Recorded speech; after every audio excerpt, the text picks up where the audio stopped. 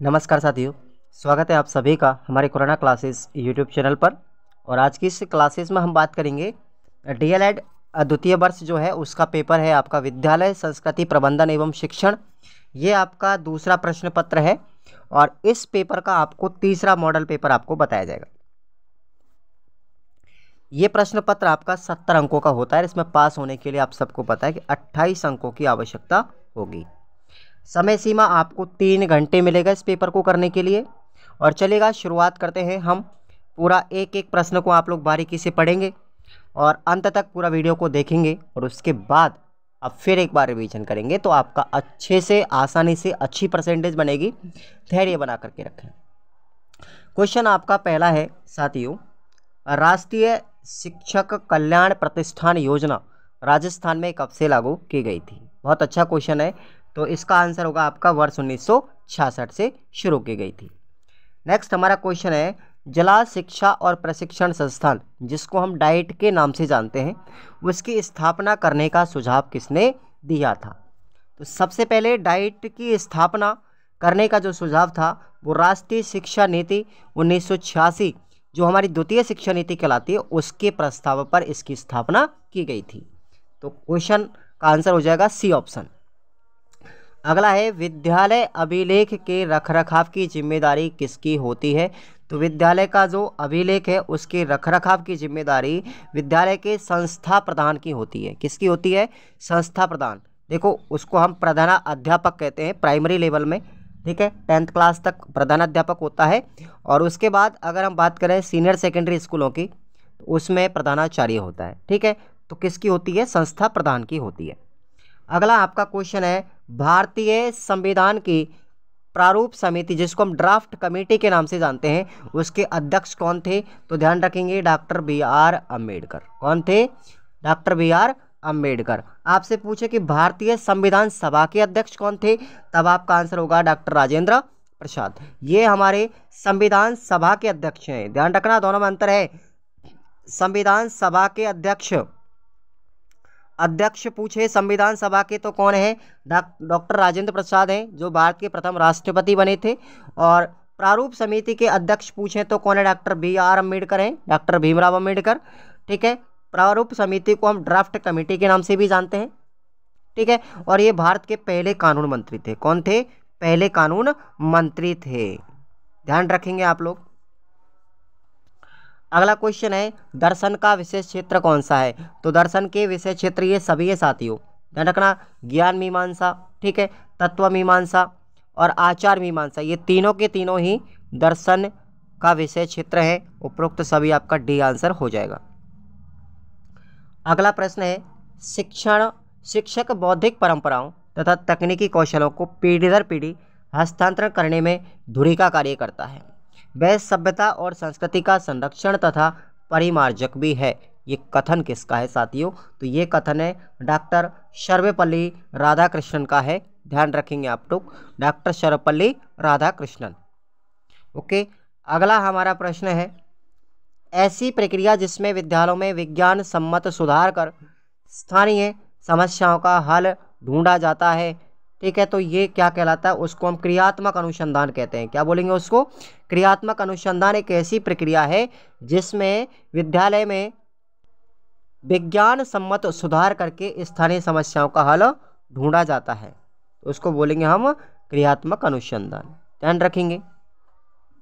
अगला हमारा प्रश्न है, गार्गी पुरस्कार योजना का शुभारंभ कब किया गया था? तो गार्गी पुरस्कार जो योजना है इसका प्रारंभ वर्ष 1998 में किया गया था। इस पुरस्कार के अंतर्गत 6,000 रुपये की राशि प्रदान की जाती है।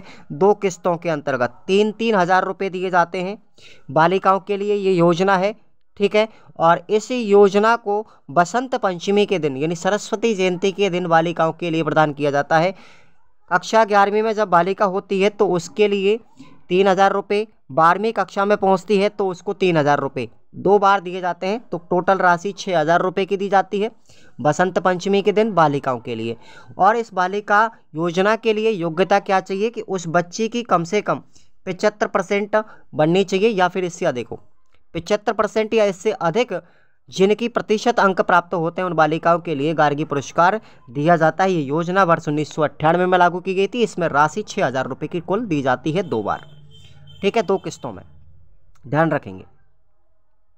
9वां हमारा क्वेश्चन है विद्यालय के 3 भौतिक संसाधन कौन कौन से। तो विद्यालय के अंतर्गत भौतिक संसाधन और मानवीय संसाधन 2 प्रकार के हैं। तो भौतिक संसाधनों की बात करते हैं तो उसमें देखो विद्यालय का भवन, पुस्तकालय, खेल का मैदान, श्याम पट्ट, ये जो सब चीज़ें हैं विद्यालय के अंतर्गत, ये सब भौतिक संसाधन हैं। अगर बात करें मानवीय संसाधनों की, तो मानवीय संसाधनों के अंतर्गत हमारे कौन आते हैं, शिक्षक आते हैं, ठीक है, प्रधानाध्यापक आते हैं, विद्यार्थी आते हैं, ठीक है, और अभिभावक संरक्षक आते हैं, ग्रामीण क्षेत्र के सभी व्यक्ति भी आते हैं। तो ये मानवीय संसाधन है। और आपको याद रखना है NCF 2005 के अंतर्गत कितने भौतिक संसाधनों को शामिल किया गया है, 16 संसाधनों को शामिल किया गया है। ये भी आप लोगों को याद रखना है भाई, ठीक है दोस्तों, याद रखेंगे अच्छे से। अगला क्वेश्चन है मिड डे मील कार्यक्रम की शुरुआत कब की गई थी।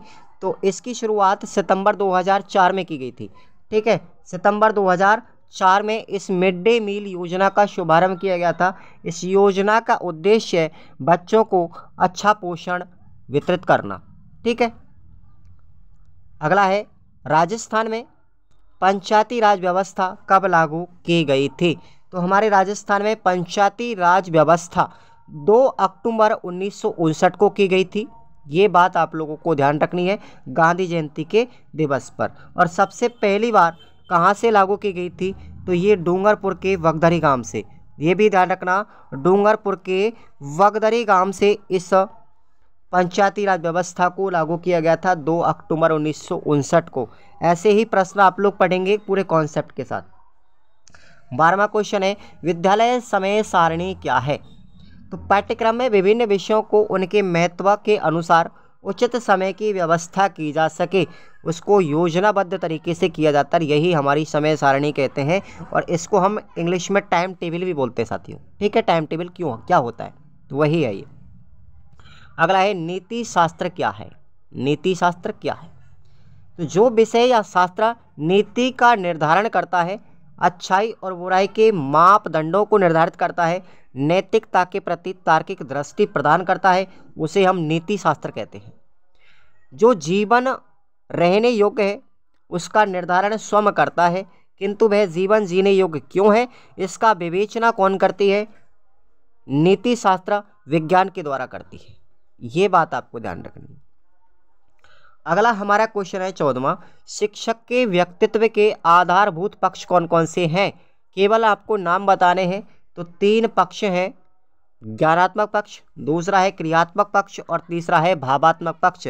और यही प्रश्न आपसे निबंधात्मक भी पूछा जा सकता है, ध्यान रखेंगे। तो आपको फिर इनकी व्याख्या करनी पड़ेगी, ये आपको अपनी सीरीज में से पढ़ना है। फिर 15वां क्वेश्चन है प्रायोगिक अनुसंधान क्या है, इसके तत्व कौन कौन से हैं, लिखना है आपको। तो देखिए भाई, प्रायोगिक अनुसंधान जब समस्त बाह्य चरों पर नियंत्रण करके प्रयोगात्मक चर परिवर्तन किया जाए तो वह परिणाम प्राप्त होगा। इस प्रकार के कार्य कारण संबंध को स्थापित करने वाले अनुसंधान को हम क्या कहेंगे, प्रायोगिक अनुसंधान या प्रयोगात्मक अनुसंधान कहेंगे। और इसके 4 तत्व हैं। पहला है नियंत्रण, दूसरा है हेरफेर, तीसरा है अवलोकन और चौथा है पुनरावृत्ति। चारों ही तत्व याद रखना इंपॉर्टेंट है। नेक्स्ट हमारा क्वेश्चन है सांख्यिकी किसे कहते हैं, सांख्यिकी को परिभाषित कैसे करेंगे। सांख्यिकी का मतलब होता है स्टैटिक्स, यह आप लोगों ने 10th क्लास में पढ़ी होगी साथियों, सांख्यिकी वाली प्रश्नावली जिसमें माध्य माध्यक बहुलक पढ़े होंगे। तो ये वही है सांख्यिकी, आंकड़ों का संकलन करना सांख्यिकी है भाई, ठीक है।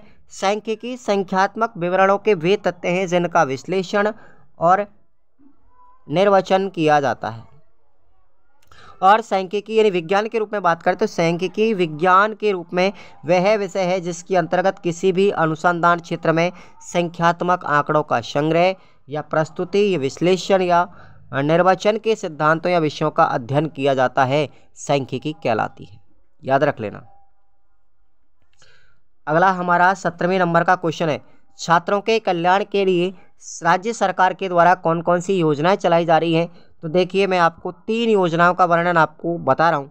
पहली है हमारी निःशुल्क साइकिल वितरण योजना।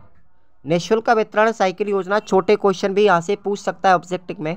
निःशुल्क साइकिल वितरण योजना वर्ष 2007-8 में चलाई गई थी और यह योजना बालिकाओं के लिए कक्षा 9 में जब बालिका प्रवेश लेती है तो उसको निःशुल्क साइकिल प्रदान की जाती है। दूसरी योजना है आपकी बेटी योजना। ठीक है, ये वर्ष 2004-5 में लागू की गई थी। इसके तहत में इस योजना के तहत कक्षा 1 से लेकर के 12वीं तक प्रथम स्थान प्राप्त करने वाली कोई भी बीपीएल बालिका हो उसको कक्षा 1 से 8वीं तक 1000 रुपये की राशि और 9वीं से लेकर के 12वीं तक 1500 रुपये की राशि उसे प्रदान की जाती है। तो ये 2 बार राशि मिलती है। टोटल इसमें कितने मिलते हैं? 2600 रुपये मिलते हैं, परंतु वर्तमान में इस राशि को बढ़ा दिया गया है। ठीक है भाई, वर्तमान में इस राशि को बढ़ा दिया गया है। यहाँ पर ध्यान रखेंगे आप लोग। तो यह आपके सिलेबस में इतना ही दे रखा है, तो आप इसी को पढ़ के जाए। अगला है नंबर 3 कस्तूरबा गांधी योजना। ठीक है, तो देखेंगे 2007-8 में इसको लागू किया गया था। इस योजना के अंतर्गत बालिकाओं के छात्रावास के साथ साथ उनको राशि भी दी जाती है। ठीक है, कुछ भत्ता भी दिया जाता है।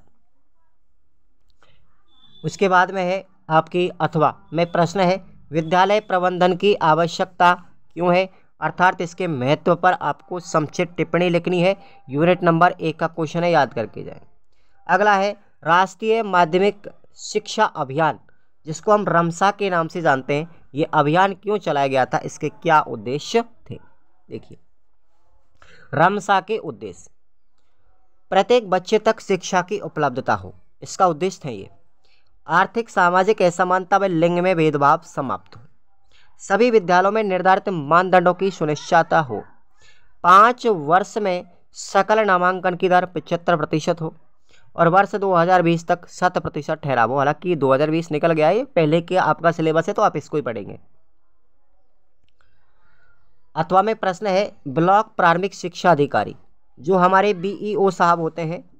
ठीक है, बीईओ साहब है, इनके क्या क्या कार्य होते हैं इसके ऊपर आपको उल्लेख करना है। यूनिट नंबर 2 में मिलेगा क्वेश्चन। नेक्स्ट है केबीएस। ठीक है, केंद्रीय विद्यालय संगठन। केबीएस की विशेषताएं क्या है या फिर इसके उद्देश्य क्या है, तो देखिए, सभी केंद्रीय विद्यालयों में समान पाठ्यक्रम व द्विभाषी माध्यम से शिक्षण करवाया जाए। सभी केंद्रीय विद्यालय किस पर आधारित होंगे? सीबीएसई बोर्ड पर आधारित होंगे। सभी केंद्रीय विद्यालय सह व मिश्रित विद्यालय होंगे। सभी केंद्रीय विद्यालयों में कक्षा 6 से लेकर 8वीं तक संस्कृत पढ़ाई जाएगी और सभी बच्चों में राष्ट्रीय एकता और भारतीयता की भावना का विकास करना होगा। तो ये क्या है? केबीएस के उद्देश्य हैं, यानी कि इसकी विशेषताएं। अथवा में आपका प्रश्न है पुस्तकालय में पुस्तकों के वर्गीकरण की कौन कौन सी पद्धतियां प्रचलित हैं। ये प्रश्न भी आपको पढ़ के जाना है यूनिट नंबर 3 से। आगे बढ़ते हैं, हमारा 20वें नंबर का क्वेश्चन देखिए, भारतीय संस्कृति में हमारे त्योहार या पर्व जो हैं उनका क्या महत्व है। हमारे पर्व कौन कौन से हैं आपको सब पता है। 3 हमारे पर्व हैं भारत के अंतर्गत, स्वतंत्रता दिवस, गणतंत्र दिवस और गांधी जयंती। गांधी जयंती को भी राष्ट्रीय पर्व घोषित कर दिया गया, 2 अक्टूबर को मनाई जाती है। तो ये हमारे राष्ट्रीय पर्व हैं, इनका हमारे दैनिक जीवन में क्या महत्व है। ठीक है, हमारी संस्कृति में क्या महत्व है। भारतीय संस्कृति विश्व की समृद्धतम तथा प्राचीनतम संस्कृति है। पर्व ही ऐसे माध्यम है जो निरश और उबाऊ जीवन में उल्लास या भातृत्व की भावना का विकास करते हैं, संचार करते हैं। हर पर्व उस सब की पृष्ठभूमि में कोई ना कोई कहानी या कोई ना कोई घटना जुड़ी होती है। उसका स्मरण दिला करके उसे तरोताज़ा करके उसका महत्व उद्घाटित किया जाता है। भारतीय पर्वों के पीछे अनगणित रोचक पौराणिक कथाएं भी छुपी हुई हैं जो हमारी संस्कृति की उदारता की अनुपम मिसाल है। तो ये पर्वों का महत्व है हमारी संस्कृति में। अथवा में प्रश्न है नैतिकता के विकास में विद्यालय की क्या भूमिका है। विद्यालय में नैतिक शिक्षा का शिक्षण क्यों आवश्यक है। तो ये प्रश्न पूछा गया है भाई।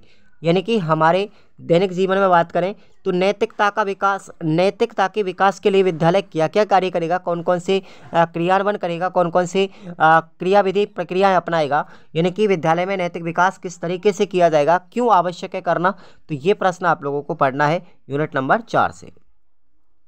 अगला क्वेश्चन है 21वां, मूल्य को परिभाषित करते हुए इसका अर्थ स्पष्ट कीजिए। मूल्य क्या होता है, तो इसकी परिभाषा देखिए। मूल्य एक चारित्रिक विशेषता है जो मनोवैज्ञानिक, सामाजिक और सौंदर्य बोध की दृष्टि से महत्वपूर्ण मानी जाती है। लगभग सभी विचार मूल्यों के अविष्ट चरित्र को स्वीकार करते हैं। इसके अर्थ की बात करें तो मूल्य जो शब्द है अंग्रेजी भाषा के वैल्यू शब्द का पर्यायवाची है, और वैल्यू जो शब्द है लैटिन भाषा के वेलियर शब्द से लिया गया है, और इस वेलियर शब्द का अर्थ होता है साथियों योग्यता, एबिलिटी। ठीक है। मूल्य एक ऐसी आचरण संहिता में सद्गुणों का समावेश है जिसे अपना करके व्यक्ति अपने व्यक्तित्व का निर्माण करता है। अथवा में आपका प्रश्न है, मूल्य की त्रिकोणात्मक स्थिति का सचित्र वर्णन कीजिए। ध्यान रखेंगे, इस प्रश्न को पढ़ के जाएं। तो ये आपका यूनिट नंबर 5 में है। 22वां क्वेश्चन है, शिक्षक के व्यक्तित्व के प्रमुख पक्ष कौन कौन से हैं। तो मैंने अभी आपको ऊपर भी बताया था कि 3 पक्ष हैं, ज्ञानात्मक, भावात्मक और क्रियात्मक। भावात्मक पक्ष क्या है, इसके अंतर्गत शिक्षक को अपने शिक्षण, विषय व भाषा पर अधिकार, व्यावसायिक ज्ञान, मनोविज्ञान का व्यावहारिक ज्ञान आदि इसमें शामिल किए जाते हैं। तो ये होता है ज्ञानात्मक पक्ष। दूसरा है भावात्मक, तो शिक्षक को शिक्षार्थियों के सहानुभूति युक्त प्रेम पूर्ण व्यवहार, संवेदनशीलता, संवेगात्मक स्थिरता, प्रजातांत्रिक आदि गुणों का इसमें समावेश होता है। तो वो है आपका भावात्मक पक्ष। और तीसरा है क्रियात्मक पक्ष, इसमें स्वास्थ्य, क्रियाशीलता, संतुलित व्यक्तित्व आदि गुण शामिल किए जाते हैं। तो ये साथियों आपके शिक्षक के 3 पक्ष हुए व्यक्तित्व के। अथवा में आपका प्रश्न है, शिक्षक राष्ट्र का निर्माता है। अर्थात कहने का मतलब है कि शिक्षक के व्यक्तित्व का विद्यार्थी पर क्या प्रभाव पड़ता है, ये प्रश्न पूछा गया है। आपसे प्रश्न ये भी पूछ सकता है कि शिक्षक राष्ट्र का निर्माता है, व्याख्या कीजिए कैसे। या फिर ये पूछ सकता है कि शिक्षक के व्यक्तित्व का एक विद्यार्थी पर क्या प्रभाव पड़ेगा, तो उल्लेख कीजिए। बात एक ही है। तो ये प्रश्न आपको यूनिट नंबर 6 में मिलेगा। अब देखिए निबंधात्मक 23वां प्रश्न है, अनुसंधान की क्या विशेषताएं हैं। वर्णनात्मक अनुसंधान के सोपान भी आपको लिखने हैं। तो भाई देखो, अनुसंधान की विशेषता, पहली विशेषता है अनुसंधान उद्देश्य युक्त होता है, से उद्देश्य प्रक्रिया है ये। इसमें किसी समस्या के समाधान का प्रयास भी किया जाता है। अनुसंधान की समस्या सीमित होती है। इसमें प्राकल्पनाओं का निर्धारण व परीक्षण किया जाता है। निष्कर्ष प्राप्त तथ्यों के पूर्ण विश्लेषण पर ये अनुसंधान आधारित होते हैं, और निष्कर्ष निकालने के बाद उसका प्रतिवेदन भी तैयार किया जाता है। तो ये हो गई अनुसंधान की विशेषता यानी लक्षण। अब हम बात करें वर्णनात्मक अनुसंधान अलग है, ठीक है। तो इसके सोपान कौन कौन से हैं, चरण कौन कौन से हैं। इसके चरण साथियों 10 चरण हैं इसके टोटल। तो पहला चरण है समस्या का समाधान, दूसरा है शोध अध्ययन के उद्देश्य, तीसरा है शोध प्राकल्पनाओं का निर्धारण, और चौथा है अध्ययन क्षेत्र को परिभाषित करना, पांचवा है न्याय दर्श का चयन, छठवां है उपकरणों का प्रयोग, सातवां है दत्त एकीकरण, आठवां है दत्तों का वर्गीकरण, नौवां है तथ्यों का विश्लेषण, और 10वां चरण है रिपोर्ट का निर्माण और उस रिपोर्ट का प्रकाशन करना। ठीक है। अथवा में आपका प्रश्न है वैज्ञानिक विधि क्या है और वैज्ञानिक विधि के सोपान कौन कौन से हैं। ये प्रश्न आपको यूनिट नंबर 7 में मिलेगा। चलिए साथियों नंबर 24 पर आते हैं। सारणीयन क्या है, सारणीयन क्या है स्पष्ट कीजिएगा। तो देखिए उपकरणों के द्वारा प्रदत्त या प्राप्त तथ्यों का अर्थ अनुसंधानकर्ता के लिए उस समय तक कुछ नहीं रह जाता जब तक कि उनको विधिवत रूप से व्यवस्थित या वर्गीकृत नहीं किया जाता। तथ्यों को स्तंभों या पंक्तियों में व्यवस्थित रूप से प्रस्तुतिकरण करने को ही सारणीयन कहते हैं। वास्तव में सारणीयन से तात्पर्य किसी भी शोध में पूछे गए प्रश्नों के उत्तरों को व्यवस्थित रूप से संकलित करना सारणीयन है। यह क्रिया संग्रहित सामग्री के विश्लेषण और निष्कर्ष निकालने के लिए अत्यंत उपयोगी है और सारणियन एक प्रकार से एक नींव का पत्थर भी है। अथवा में आपके प्रश्न है साथियों, ध्यान से देखेंगे। सांख्यिकी के महत्व क्या है, इसकी आवश्यकता क्यों पड़ी। ठीक है, तो ये आपको यूनिट नंबर 7 से ज़रूर पढ़ के जाना है। और अगला है नैतिक मूल्य किसे कहते हैं। प्रमुख नैतिक मूल्य कौन कौन से हैं, इनकी आपको विवेचना करनी है यूनिट नंबर 5 से। अगला हमारा क्वेश्चन है 25वां, मूल्यों का वर्गीकरण। देखिए आप लोग, मूल्यों का वर्गीकरण या मूल्यों के प्रकार कौन कौन से प्रकार हैं। पहला है व्यक्तित्व मूल्य। ठीक है, वैयक्तिक मूल्य कौन कौन से हैं, तो ये वे मूल्य हैं जो व्यक्ति के व्यक्तिगत जीवन से संबंध रखते हैं, जिनमें सत्य, अहिंसा, धैर्य, सहिष्णुता, करुणा आदि, ये सब क्या है, वैयक्तिक मूल्य हैं। दूसरा प्रकार है सामाजिक मूल्य। सामाजिक मूल्य वे हैं जिनमें व्यक्ति समाज को महत्वपूर्ण स्थान देता है। इन मूल्यों में वृद्ध व्यक्तियों का सम्मान, समाज सेवा, सामाजिक संस्कृति का संरक्षण आदि सम्मिलित किए जाते हैं।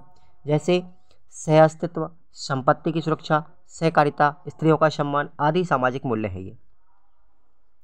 उसके बाद तीसरा प्रकार है आर्थिक मूल्य। ये वे मूल्य है जो देश के आर्थिक विकास से जुड़े होते हैं। किसी भी देश की उन्नति अवनति उस देश की आर्थिक स्थिति पर निर्भर करती है। चौथा है राष्ट्रीय मूल्य।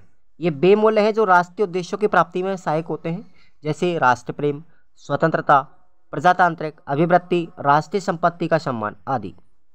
और छठवां है आपका, पांचवा है सौंदर्यात्मक मूल्य। ये वे मूल्य हैं जिनमें व्यक्ति को किसी रसानुभूति का अनुभव होता है। यदि व्यक्ति किसी भी विषय के अध्ययन में किसी विशिष्ट आनंद का अनुभव प्राप्त करता है तो वो सौंदर्यात्मक मूल्य है। जैसे संगीत का आनंद लेना, गणित पढ़ने का आनंद लेना, ठीक है, विज्ञान में प्रयोग करने का आनंद लेना। ठीक है, उसके बाद है आध्यात्मिक या धार्मिक मूल्य। ये वे मूल्य है जो व्यक्ति के नैतिक विकास में, मानव मूल्यों के परिष्कृत करने में, सामाजिकरण में तथा वस्तु एवं व्यक्तियों के प्रति सकारात्मक दृष्टिकोण रखने में सहायक होते हैं। वो क्या कहलाते हैं, धार्मिक मूल्य कहलाते हैं। अब देखेंगे अगला आपका अथवा में प्रश्न है, नैतिक द्वंद्व को परिभाषित कीजिए और इन नैतिक द्वंद्वों की शिक्षा, उसमें शिक्षा की क्या भूमिका है। ठीक है, प्रश्न क्या है, नैतिक द्वंद्व किसे कहते हैं, ये परिभाषा लिखनी है। फिर उसके बाद है कि नैतिक द्वंद्व में शिक्षा की क्या भूमिका होती है। तो प्रश्न आपका 5वीं यूनिट में मिलेगा। 26वां प्रश्न है साथियों, विद्यालय में समय सारणी बनाने के क्या उद्देश्य हैं, लिखिएगा। पहला उद्देश्य है विद्यालय के निर्धारित पाठ्यक्रम को नियत समय के भीतर ही पूरा करना होगा। विद्यालय में पाठ्यक्रम का विषयवार विभाजन बच्चों की मानसिक तथा शारीरिक स्थिति को ध्यान में रखकर करना होगा। विद्यालय के छात्रों को वर्ष भर अध्ययन कार्य में व्यस्त रखना होगा। प्रधानाध्यापक के निरीक्षण कार्य को सरल बनाना होगा। छात्र और अध्यापक दोनों को अपने कार्य के प्रति सजग रखना होगा। कम से कम समय में अधिक से अधिक लाभ उठाना होगा और विद्यालय में व्यवस्थित एवं योजनाबद्ध कार्य का संचालन करना होगा। अब आपका अथवा में प्रश्न है, शनिवारीय गतिविधि क्या है। ठीक है, जो शनिवार को क्रियाकलाप होते विद्यालय में वो क्या है, तो शनिवारीय गतिविधि क्या है, इनसे विद्यार्थियों में किन गुणों का विकास किया जा सकता है। यानी कि आपको लिखना है कि शनिवारीय गतिविधि जो होती हैं उनका बच्चों पर क्या प्रभाव पड़ता है, क्या क्या गुण विकसित होते हैं। ठीक है, 27वां प्रश्न है, उत्सव, पर्व एवं जयंतियों के आयोजन से विद्यार्थियों में कौन कौन से लाभ प्राप्त होते हैं, कौन कौन से गुण विकसित होते हैं। तो देखेंगे विद्यार्थियों में कल्पना शक्ति, सृजनात्मकता और चिंतन का विकास होगा। विद्यार्थियों का शारीरिक, मानसिक और बौद्धिक विकास होता है। इनसे समाज, धर्म, संस्कृति का ज्ञान बच्चों को मिलता है। इनके आयोजन से अध्ययन जनित बोझ कम हो जाता है। विद्यार्थियों में स्वयं कर्तव्य व सौंदर्य बोध का विकास भी होता है। तो ये आपके उत्सव, पर्व और जयंतियों का क्या है, महत्व है। अथवा में आपका प्रश्न है, राज्य सरकार के द्वारा संचालित विद्यालयों का वर्णन कीजिए। तो राज्य सरकार के द्वारा 4 विद्यालय चलाए जा रहे हैं ना, कौन कौन से, प्राथमिक विद्यालय, इनकी विशेषता लिखनी है। उच्च प्राथमिक विद्यालय, इनकी विशेषताएं पढ़नी है। माध्यमिक विद्यालय, इनकी विशेषताएं पढ़नी है। और उच्च प्राथमिक विद्यालय, इनकी भी विशेषताएं आपको पढ़नी है। तो ये प्रश्न आपको यूनिट नंबर 3 में मिलेगा साथियों, है ना।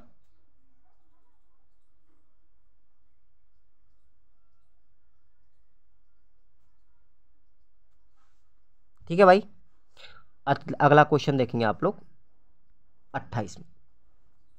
सैनिक स्कूल की विशेषताएं लिखिए। सैनिक स्कूल जो होता है, मिलिट्री स्कूल जो होते हैं, उनकी विशेषताएं क्या हैं? तो देखेंगे, सैनिक स्कूलों के लिए भूमि और भवन तथा रखरखाव पर संपूर्ण जो खर्च है वहाँ की राज्य सरकार के द्वारा किया जाता है। ये पूर्णतः आवासीय विद्यालय होते हैं, हॉस्टल सुविधा होती है, जिनके संचालन को पब्लिक स्कूल की तरह किया जाता है। कक्षा 12वीं तक इसके अंतर्गत एनसीसी अनिवार्य होती है, नेशनल क्रेडिट कोर, जो सर्विस सेवा होती है ना साथियों, स्काउट की तरह, वो बच्चों को इसमें सिखाया जाता है। इन विद्यालयों में सीबीएसई पाठ्यक्रम का अंग्रेजी माध्यम से अध्ययन कराया जाता है। सीबीएसई सिलेबस होता है, इंग्लिश मीडियम होते हैं स्कूल सब। अधिकतर सैनिक स्कूलों की व्यवस्था कक्षा 6 से 12वीं तक 525 विद्यार्थियों की हिसाब से की गई है। यानी कि 6 से और 12वीं तक कितने बच्चों को लिया जाता है? 525 बच्चों को इसमें लिया जाता है एडमिशन के लिए एक साल में। ये विद्यालय पूर्णतः स्वपोषित होते हैं, स्ववित्त पोषित, ये अपना खर्चा खुद चलाते हैं, राज्य सरकार देती है। प्रत्येक विद्यालय में एक कर्नल रैंक का प्रिंसिपल होता है भाई, इनमें एक प्रिंसिपल होता है, तो वो कर्नल होता है इसके अंतर्गत। अथवा में क्वेश्चन है, नवोदय विद्यालय किसे कहते हैं, इनके उद्देश्य क्या हैं और इनकी विशेषताएं क्या हैं? तो ध्यान रखेंगे आप लोग, यूनिट नंबर 3 में क्वेश्चन है नवोदय विद्यालय के बारे में। नवोदय विद्यालय के क्या उद्देश्य है, इनकी क्या विशेषताएं होती हैं, ठीक है, पढ़ के जाएंगे। और आपका अंतिम प्रश्न है, आरटीई 2009 में बालकों को कौन कौन से प्रावधान किए गए हैं, क्या क्या चीज़ें दी गई हैं? तो इसके अंतर्गत मैं बात करूं तो इस आरटी अधिनियम को, आरटी 2009 को भारत के अंतर्गत 1 अप्रैल 2010 को लागू किया गया था पूरे देश में, जम्मू कश्मीर को छोड़ करके। बात करें राजस्थान की, तो ये राजस्थान में 1 अप्रैल 2011 को लागू किया गया था, ये बात ध्यान रखनी है। और इस अधिनियम के तहत में भारत में कक्षा 1 से लेकर के 8 तक सभी बच्चों को निःशुल्क शिक्षा प्रदान की जाएगी। यानी 6 वर्ष से लेकर के 14 वर्ष तक के जो बच्चे हैं उनको फ्री शिक्षा दी जाएगी। प्रारंभिक शिक्षा पूर्ण होने तक विद्यार्थियों को विद्यालय से नहीं निकाला जाएगा। जब तक वो बच्चा कक्षा 8वीं तक अपनी पूरी पढ़ाई नहीं कर लेगा, उससे पहले बच्चे को नहीं निकाला जाएगा। प्रवेश के समय कोई भी डॉक्यूमेंट या फीस उनसे नहीं ली जाएगी, कोई डोनेशन नहीं लिया जाएगा।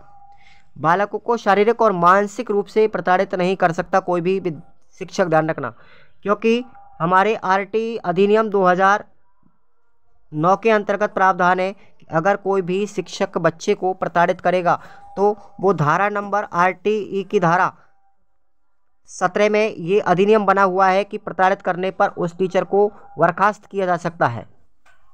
सभी बालकों को 14 वर्षों तक निःशुल्क शिक्षा इसमें दी जाएगी, ठीक है, ये बात आपको ध्यान रखना है। तो ये आपके प्रश्न है। अथवा में प्रश्न है, एनसीएफटी 2009 के परिप्रेक्ष्य में शिक्षक की भूमिका क्या है, यानी उसका महत्व क्या है एनसीटी के अंतर्गत। ये प्रश्न आपकी यूनिट नंबर 2 में मिलेगा। तो ये आपका पूरा कंप्लीट गैस पेपर हुआ। प्रश्न यहाँ से आएंगे, पढ़ के जरूर जाएंगे आप लोग। और रेट की तैयारी करने वाले विद्यार्थी इसी ऐप के अंतर्गत आप लोग जाएंगे खुराना क्लासेस में, टेस्ट सीरीज़ के ऑप्शन पे आप लोग अपनी रेट पात्रता की टेस्ट सीरीज़ को ज्वाइन कर लेंगे। सभी टॉपिक वाइज टेस्ट सीरीज़ है, ऑल सब्जेक्ट की पात्रता के लिए। और जीके की भी आपको कंप्लीट जीके 100 नंबर की आपको करवा दी है, टॉपिक वाइज है, व्याख्या सहित है। Thank you so much.